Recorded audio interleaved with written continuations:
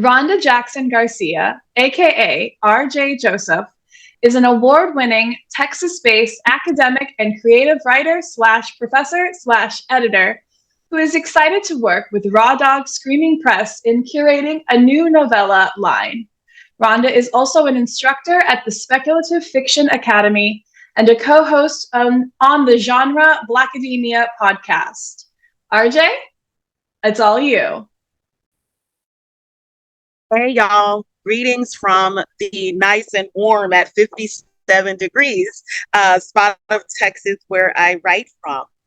I will be reading a short story from my Stoker and Shirley Jackson Award nominated horror story collection, Hell Hath No Sorrow Like a Woman Haunted. I would be really excited if you all would enter the giveaway also because someone will be taking away a copy of this via that giveaway. Flesh of my flesh. I breathe in their sweet scents, sighing at their freshness.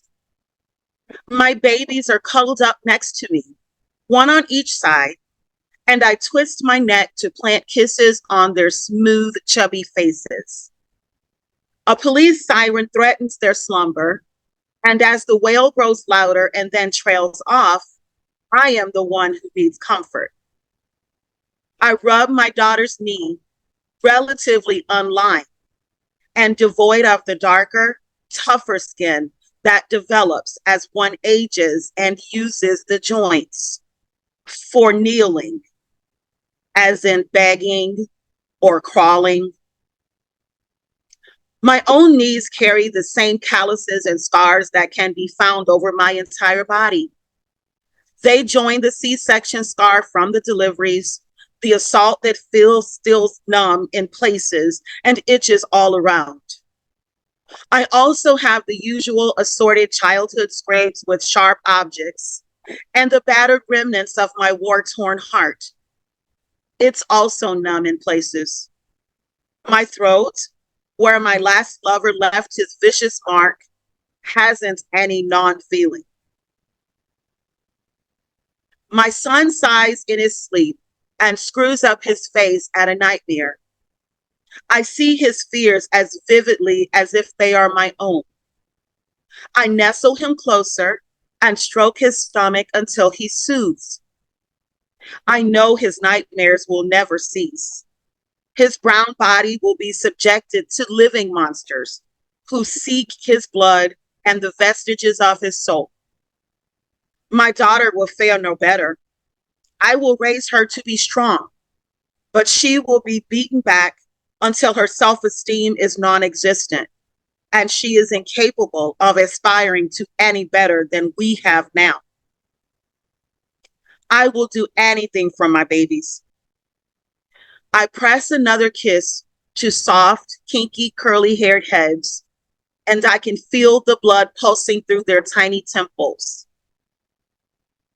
I keep vigil at night to make sure the rats don't decide to feast on my precious darlings.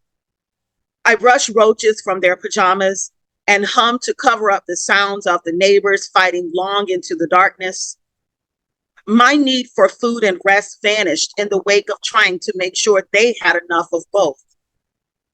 I wished my need for companionship had also vanished. The loneliness led me to him.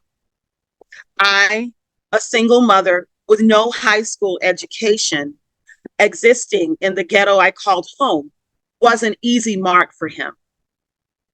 He said he loved me. I pretended to believe him and gave him my body. He took my entire being. A thin trickle of sweat begins at my daughter's crown and makes its way down to the side of her face. I bend slightly and lick it off, closing my eyes at the delight her innocence brings. He did me a favor. He left me battered and bleeding, but I became stronger and I recovered.